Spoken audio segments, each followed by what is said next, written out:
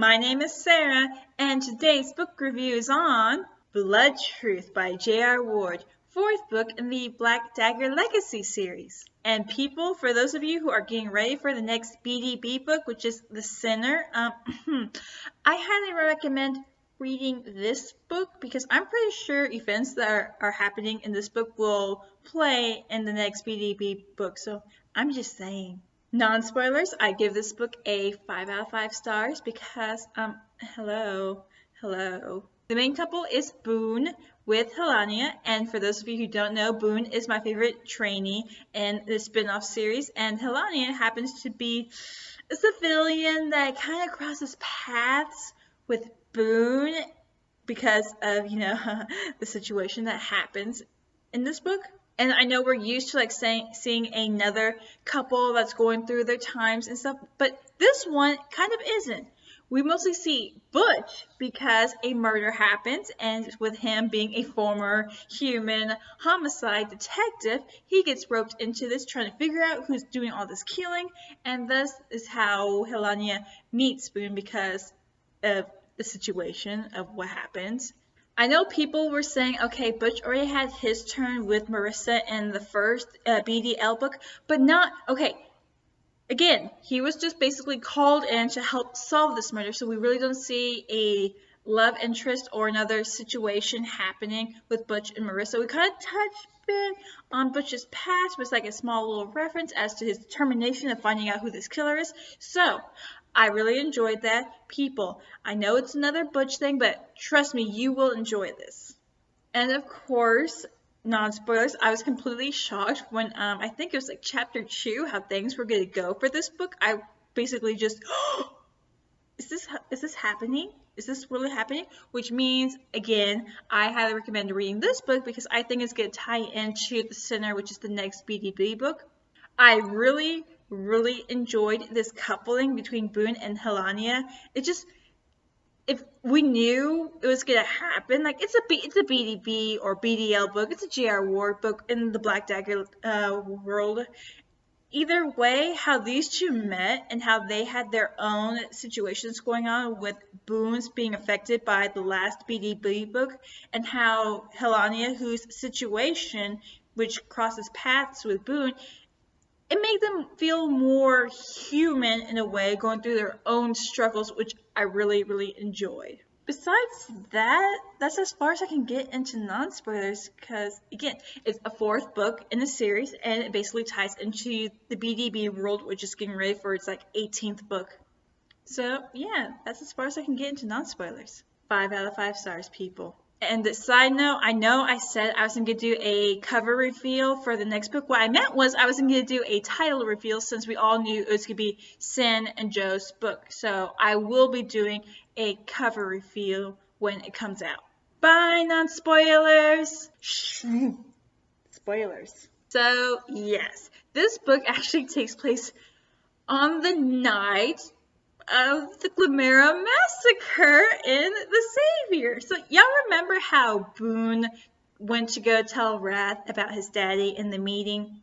Well, it opens up with Boone out on patrol at the same time when the shadows are attacking the Glimera and is getting thrown into the well, and we know who's back. So I was so happy with that little connection right then and there. But then again, I was also kind of nervous because Boone's mind was also wondering what's going on with his dad, even though they didn't have a great relationship because there's a prologue actually.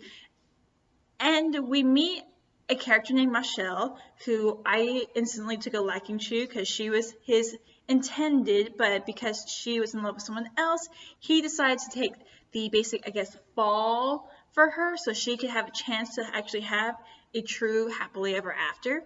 And that's when we find out why Boone and his dad's relationship isn't that great, considering it's the Glimera, because there's a possibility he's not even his son. Either way, he did try to warn his dad not to get to the meeting, and that's how we pick things off after the Glimera Massacre, and Boone's nervous for his daddy. Now, J.R. Ward, why do you do this to me this early in the book, huh? Why do this to me when we're on chapter 2? Because, we go to this weird club thing where, people are trying to pretend to be vampires, and there's this character going around just saying he, him, that kind of thing, right? So we don't know his name, even though we're getting descriptions that's making me think, what's going on? And we get a new definition named Talman. It's basically like an evil inside a person. And I'm thinking it's like a Jekyll and Hyde thing where switch something bad happens, because it ends off with this male going with this female, and he keeps referring to his inner beast, this Talman, this evil inside him, how it's always reacting.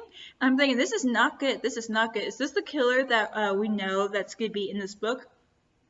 And then he says, my name is Sin. What is going on?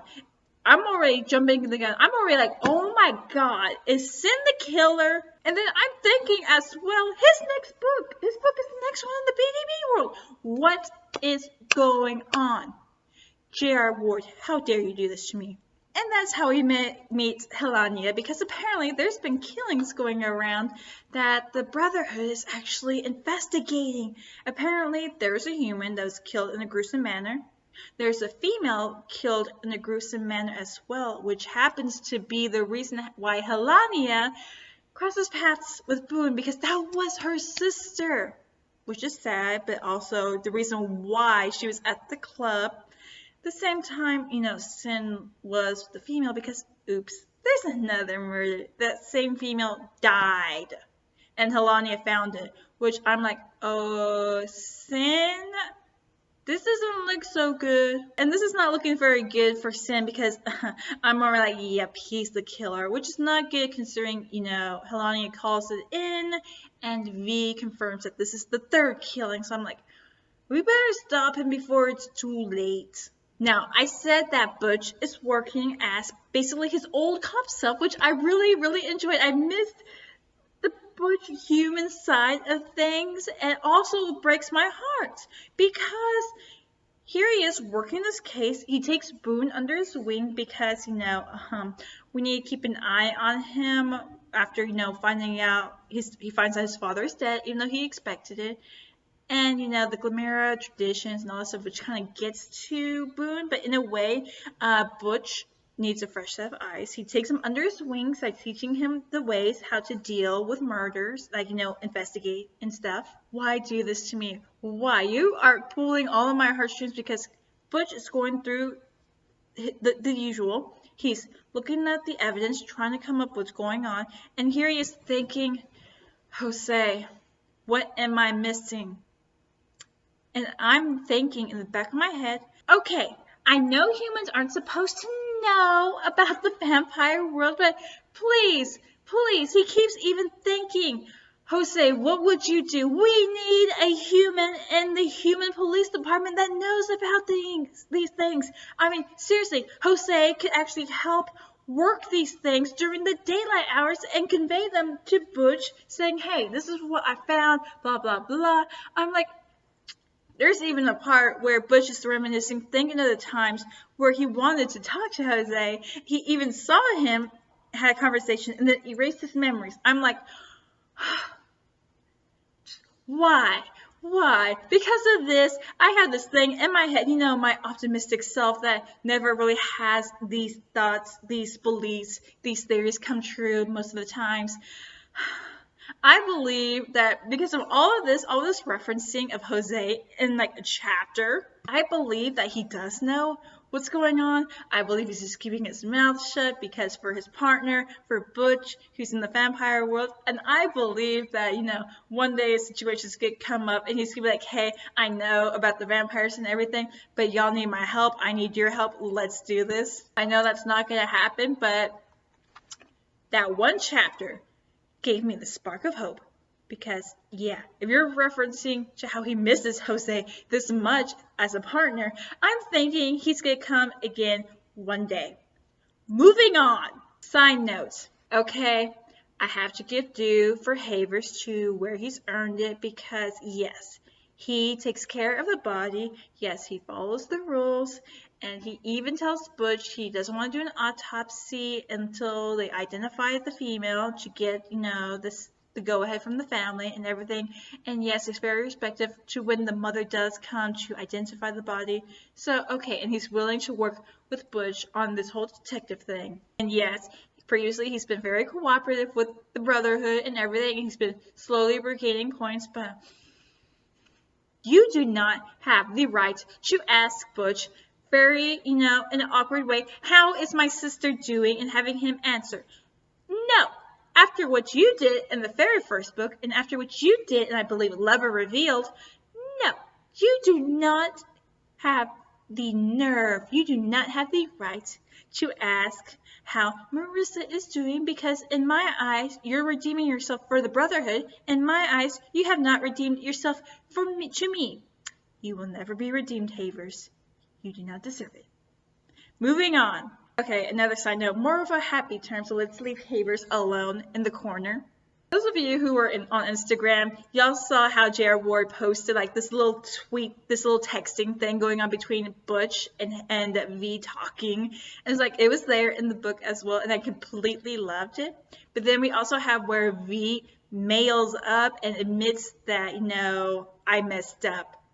For a second, I thought he was talking about Joe, but apparently he's admitting to Butch that he messed up about not preserving the scene. He's pretty sure he contaminated things, especially when he got some of the bastards to come in to help, move the body, and they just touched a lot of stuff. So he becomes the male, and he admits that I messed up. I'm sorry. I probably ruined some things that would have been important to the investigation. First of all, I would have been the human in the mansion, because I'm the only human in the mansion, recording that and savoring this moment. And when V is trying to be all high and mighty, I'll just replay it for him.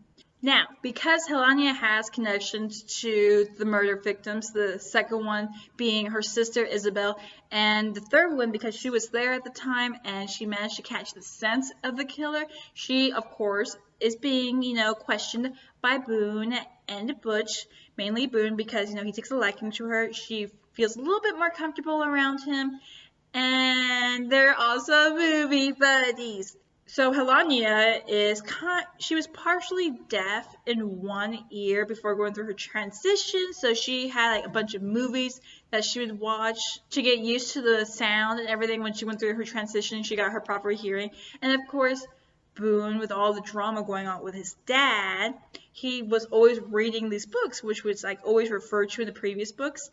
And so they're basically, nerding out with each other, which I found very, very cute. And we also, they have this also connection, how basically Helania, her parents were overprotective and they were over pushing her, especially when she went through her transition and got her hearing. Well, Isabel was always there for her, her best friend. She was always there to protect her, especially when they were kids. Which kind of reminded me of Yuki and Ame when they do the little montage in Wolf Children when she's protecting Ame when they're getting older. And then, of course, we had that situation with Boone where the possibility of being his dad's kid was up in the air, and he just really didn't feel like himself at home in his own home, especially when his mom died. And we have the butler named Marquise, who I should have mentioned earlier. He's still there, and we get this feeling that Marquise and Boone's dad were lovers, so he thinks that they had something to do with his mom's death. So they both come from backgrounds that make them more human, and that they're able to connect with each other. So I really enjoyed that very much. So the will from Boone's dad basically excludes him from everything and gives everything to Marquise, which I think solidifies the theory that, those two were lovers. Even Boone confronts Marquise, drop it, I already know. And of course, Wrath being Wrath, he won't take this very lightly, considering how he respects Boone, and he says basically, we'll wait 14 days before you sign everything off. At the same time, Marquise is making himself very acquainted with the perks of living as an aristocrat, and he tried locking, Boone out. And what does Boone do? He goes across, around the house, and he breaks a window and gets in. And he's like, you might need to fix that. And I'm like, ding, ding, ding, round of one, I got my popcorn. It's let the fights begin. Again, We get mentions of Sin, which is making me very nervous. I'm like, okay, he is the killer. What's gonna happen? And then he's with Balthazar, who I honestly forgot they were cousins. They're actually blood related. I honestly forgot about that. And apparently he knows about the talisman that Sin has. And things aren't looking so good. Balthazar even suspects that Sin's the killer. And there's also this agreement that these two have, which basically Sin points out, you promised to put me down if I go too far. And I'm like, oh my god, this cannot be good. J.R. Ward, why are you making my stress levels rise above the roof? Because I'm already stressed, thinking Sin is the murderer, and now we have this deal between him and Balthazar that if he loses it, Balthazar has to kill him. I'm like, oh, why? Why do this to me?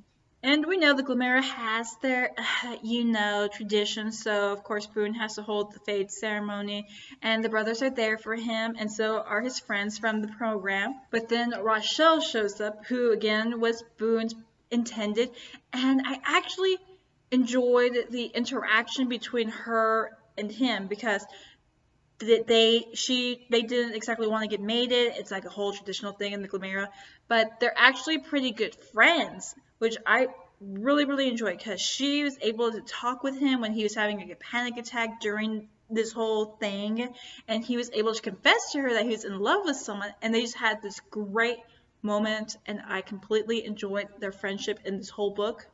And brothers Rochelle and Boone are not a thing, even though they're saying, oh, they would make a cute couple. They are not a thing. They are friends. So when J.R. Ward introduced this whole Talman thing, and I saw it with Sin, I'm like, oh my god, I should be scared. First Blitz, for a moment, I was worried that Boone was developing one. Because after reading that will that basically gave Marquise everything, and even though Rat said, let's wait 14 days to make it official, he has a moment where there's this human trying to kill this woman, in a way, and he kind of loses it. It was briefly mentioned when he found a lesser, how he wanted to make them like feel pain and everything, and he just wanted to take his time. He does this with a human. And I'm like,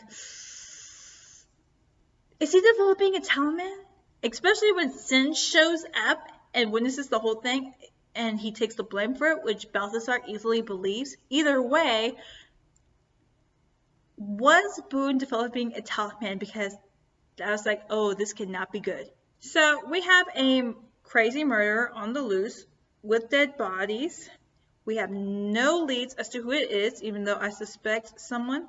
So, this can't get any worse for our loving couple of Boone and Helania. Oh, wait, you think you're safe now? No, when Boone and Helania are in an apartment together with the sun up, why? Why do this to me, J.R. Ward? With my stress level is already oh so high, you decide to raise it up even higher. Helania goes into her kneading. Even Butch admits in all of his years of anything that could hit the fan during an investigation, he did not suspect this one at all.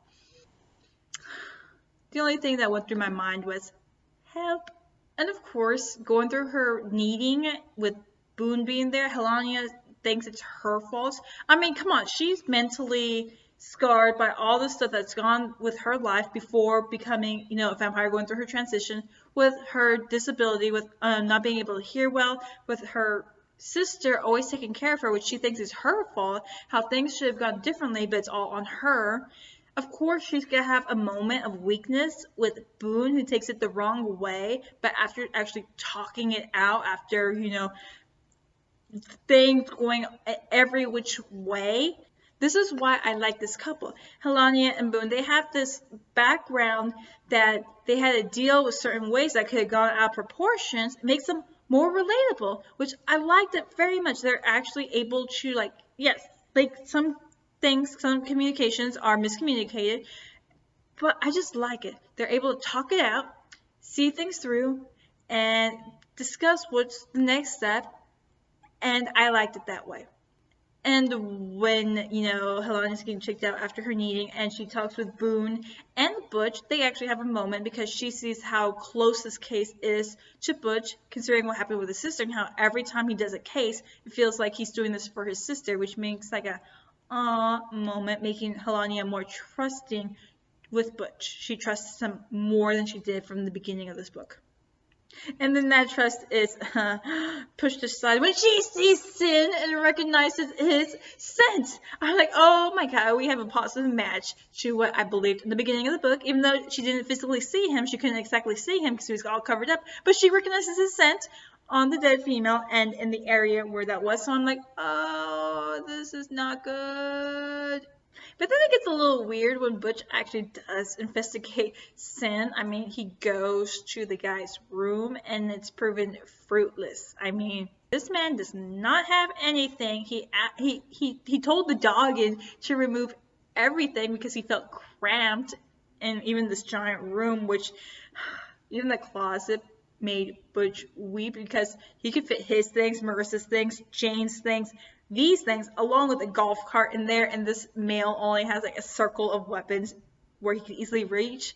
No evidence. He doesn't exactly have much clothing, maybe like only a few types, maybe a few amount of clothing that even Fritz was like, I have all this stuff I ordered for him still in the packaging because he doesn't want to get new stuff until it's like completely worn through and only has like a limited amount of clothes that he would not give up. Butch can't catch any scent of any female or human blood or regular vampire blood on his clothes. He even talked to the ladies in charge of the laundry who, has a record of all the clothes that she's done for people. And that also comes out negative, so there's no... Okay, my doubts for Sin being the killer are starting to slowly creep up. And if my doubts for Sin was slowly rising on being the killer, Balthazar basically clears his name when he has to go talk with V and Butch, who I would like to say, V, I know you're strong. Don't take it out on furniture because in the interrogation rooms we have these chairs that are bolted down and Butch is about to hand over the screwdriver to unscrew the chair. But you know what V does? He just yanks it out all messed up and everything. He beats it down on the floor to where it's somewhat even and he's like chilling.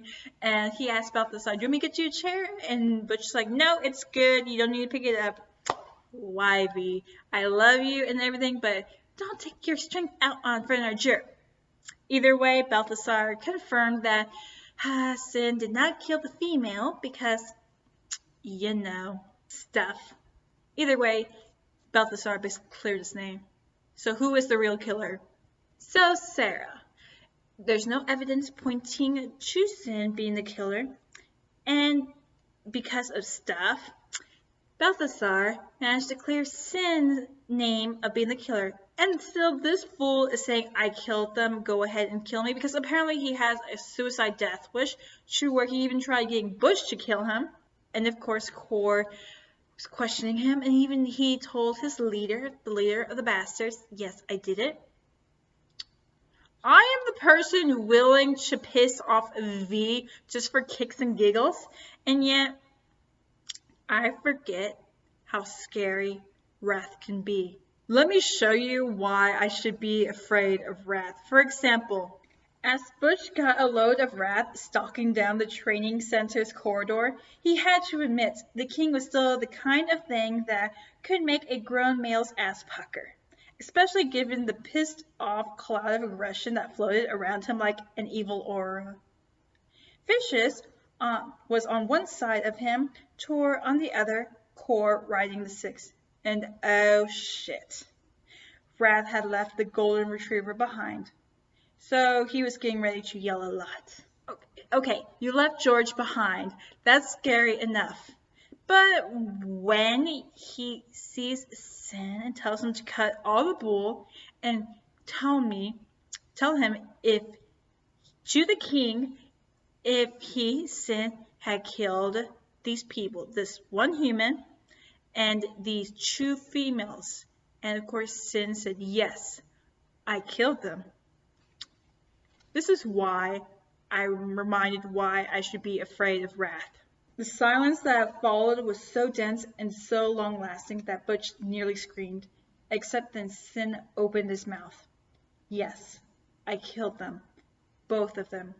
The king's nostrils flared, and nobody in the room moved.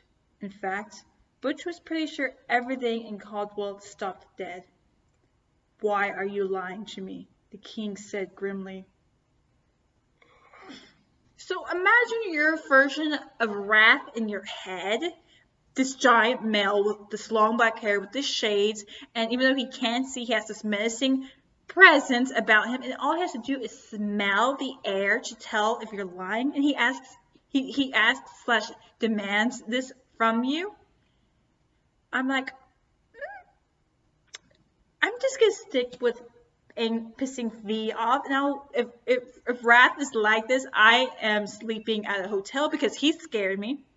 It's official, Sin is not the killer, but still, this reminds me why I should be afraid of Wrath. Now, after that, the book kind of does start winding down, and of course, Helania and Boone are looking for this female that helped bury Isabel with Helania at the grave. Well, the search for this female doesn't go out so well, and Rochelle does call Boone because she kind of wants to talk with him, and so he does return back to the mansion, the mansion that that's about to go to the Marquis, and Helania, because he's like basically saying, you know, he's gonna need a place to stay, and she's like saying, you can move in with me. I'm like, aw. So they're also there to collect some of his things. So the female that helped bury Isabel, the one that found her, who buried her with Helania, that was Rochelle. And there's the suspicion because Isabel was said to have had a boyfriend that she loved very much. Well, it was Rochelle. And for a second, I thought, because she said that she was in love with a female of the common class or something like that, I thought it was the female that had died, whose name was Mai. Well, apparently Mai was the other female that had brought Isabel back for Helania to bury, but it was Rochelle that was Isabel's girlfriend. And I was like, and when Helania recognized her, I was like, oh my god, I'm about to start crying. Literally, I was about to start crying. I was like, no, I can make it through. I can make it through. I can make it through. So with Boone leaving to give them their moment, along with my feelings, I need to go with you, Boone, because I need to keep a straight face. I need to keep a straight face. He goes to get boxes to help start packing his stuff. When he's like, you know, in Marquis' old butler place, because that's where, you know, there's boxes. There's a piece of nail, a small little nail that was part on Mai's body when they were inspecting it at Haber's. And Boone recognizes it, and when the air comes on, what he assumed was a bathrobe that Marquis owned, it was a robe. So there are these robes that people wear at the place where Isabel and Mai were murdered. These robes, cloaks, whatever, to go along with the theme of this club, this place. Well, it has blood on it. Well, dry blood, but it has the sense of blood on it. This was a murder done right because, first of all, the killer had left no evidence except for the bodies, but made sure there was no evidence pointing to him. Here's J.R. Ward pointing out that it's Sin that's doing the killing because he doesn't even remember some things that are happening, so he's not surprised if he is the killer. And because he also has this death wish going on, he takes Helania and goes after Rochelle because we find out that it's Marquis that's the killer. Okay, rewind. We find out that Marquis killed Isabel because, one, he found out that she was Rochelle's girlfriend, and he found not only the call off of the intended, mating ceremony to Boone as an insult to his master, to Boone's father, but he also found it insulting because she was in love with another female. Ooh. So he killed Isabel to prevent anyone from finding out. Then Mai recognizes, Marquis, and she threatens to expose him to everyone as to Isabel's murder, and then he kills her, which is the female that Helania finds in the beginning of the book. He killed all of this because he did not want his master, his lover, to be shamed. And then he tries to go for Rachel, saying, this is all your fault, blah, blah, blah. I'm like, okay, you need to die. And luckily, Helania avenges her sister because she is the one that takes out Marquise. So I'm like, woo! Goodbye, Marquise. I enjoy this little tip, but you need to die. We get our cute, nice little happily ever after with Boone and Helania because we do find out that she is pregnant. She is carrying his young. They're ready to move on with their life. In a way, Boone does get everything because with Marquise, that everything is meant for him. And it's like not like the staff were ready to accept Marquise as their master. So they're more than happy to have Boone back with them. And Helania, she'll learn the etiquette of the dog. And I'm pretty sure these people are more lenient. She help and physical contact to, give him a hug. But of course, we find out that Helania is pregnant, and they go to Isabel's grave because they want to tell Isabel and Rachel, who they call that, we're going to have a young, and we want you to be the godmother. I'm like, aw, Rachel is officially part of the family. She felt like family already, but she's going to be this young's godmother. I felt like Isabel was their ghost spirit-wise with Boone, just watching these two females that she loved very much, who Boone loves as well, as one as his female, the other as a very good friend that he can turn to. I was like, oh, my heart. And that's how we end Blood Truth. And then here I am going back and forth wait, this is the end? Am I missing a few pages? Because it feels like something hasn't been resolved properly. I'm not referring to the possibility of Boone developing a talisman. I'm pretty sure that can easily go under the carpet. But the one thing I'm pretty sure that hasn't been resolved yet is the fact that not only does Sin have this death wish, and we left it up to where Wrath clears out his name with the, why are you lying to me? He's still taking responsibility for the murder that Boone did. I'm like, whoa, okay. We're just going to leave the fact that not only does Sin take claim for the murder that Boone did, but we're also just going okay, Wrath was official on saying that he did not kill these females. Well, we're just leaving it like that and nothing else? This is why I'm saying y'all need to read this book before the center, because I have a feeling these moments that I am referring to may come up in the next book. So you can yeah.